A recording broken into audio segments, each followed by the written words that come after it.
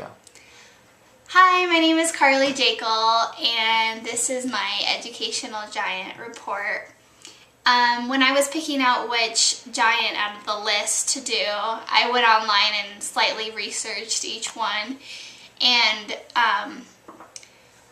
I ended up picking a man named Elliot Eisner. And the thing that intrigued me about Elliot Eisner is that his whole career centered around art being the most important part of education. And me being a math education major, I don't have much room in my schedule for art classes. I've never taken a college art class, and I've actually never even considered having art as part of my curriculum. So reading about Elliot Eisner and his extreme passion for art and education really interests me. So I actually think of art as a hobby, not an area of academics. And Elliot Eisner is a person that would definitely disagree with this statement. Elliot Eisner believes that art is an extremely important part of the curriculum. He believes that art teaches students many worthwhile things which are required in the outside world. Some of these things include how to make judgments about quantitative relationships, that problems have more than one solution, the aspect of multiple perspectives, how to think through and within a material, how to learn how to say what cannot be said, that small differences can have large effects, and how to have experience that can be had from no other source. So that is about 8 different reasons, and definitely 8 more reasons than I could think of before doing this report on why art is an important part of education. Elliot Eisner is a really wise man. I watched on the internet a lot of his talks that he did, and not only does he have good reasons why art is an important part of education, but he has examples and analogies, and it really actually convinces you that there's no other way to do education than have it include art. So, let's see. Elliot Eisner was born in 1933 and grew up in the west side of Chicago. And during his lifetime, he has made a huge contribution to the appreciation of the educational process. So not only did Elliot Eisner try to incorporate art into schools, but he actually has attempted and has been successful in the reforming of schools as well.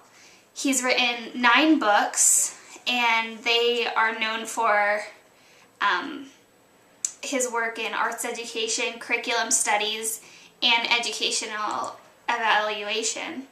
And he's done many studies on the process of learning, and he also has studied a lot about the educational process in the artistry of informal education, reflective practice, and multiple intelligences. Elliot Eisner has also received many awards, including the Palmer O. Johnson Memorials, a John Simon Guggenheim Fellowship, a Fulbright Fellowship, and 5 honorary degrees. Eisner has also served as president of the National Art Education Association, the National Society for Education Through Art, the American Research Association, and the John Dewey Society. So, as you can see,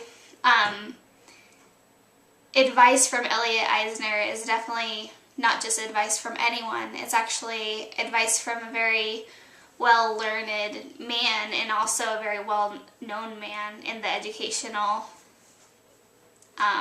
society, I guess you could say.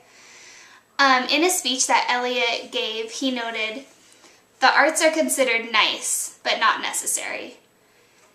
And he goes on to explain how he completely disagrees with this statement altogether.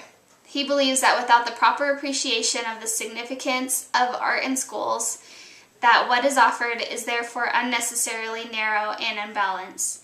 Eisner has stated that the key to developing knowledge within schooling and other educational settings, such as the family, is to create a varied and stimulating environment in which people become immersed. To do so, he believes that people need access to the experience of different forms of representation or symbol systems. Eisner believes that this can be fulfilled by incorporating art into education. This point that he makes really stuck to me when he talks about how certain things can't be learned without hands-on activities that are done in schools. There's also another quote that he talks about that. Let me find it.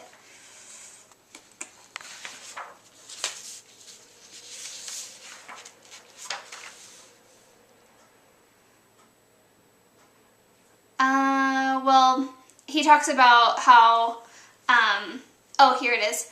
There is a status hierarchy amongst the subjects in our schools. If you look at the SATs, they deal at matters of mathematics, and they deal of matters of language. What they don't deal with is matters of, let's say, poetry or dance or painting. So that was one of the examples that was really valid in my mind. Because that's true. I've taken the SATs and they don't have anything to do with art. They have things to do with math and language and comprehension, but no art. It's kind of just glossed over as not really a subject to be tested on. And another interesting thing that Elliot Eisner talked about was the Plato's allegory of the cave. This allegory was, Plato talked about prisoners being locked in a cave and chained to just face one wall. And behind them was a fire and a pathway to go along the pathway. And the pathway had people that walked over this pathway. And the fire cast shadows on the walls. And the prisoners were stuck and they only looked at the wall. And that's all they saw is these shadows. So their world consisted solely on just the shadows that were cast on this wall. And so back to Elliot Eisner, he took this analogy and said that the chains were the chains that were is if schools did not allow art into education, and that the light of the fire was in what was outside the cave was everything that the students could learn but couldn't learn because the teachers weren't allowing art in schools. So I thought that was really interesting. So after researching about Elliot Eisner, the way I once thought about art has changed slightly. Elliot Eisner is an intelligent man with a very valid points about the learning capabilities that art brings to education. When thinking about art now, I won't just simply think of a hobby that you do on the weekends for fun. Instead, I will think of the creative ways it teaches necessary skills that we need for our daily lives. Thank you.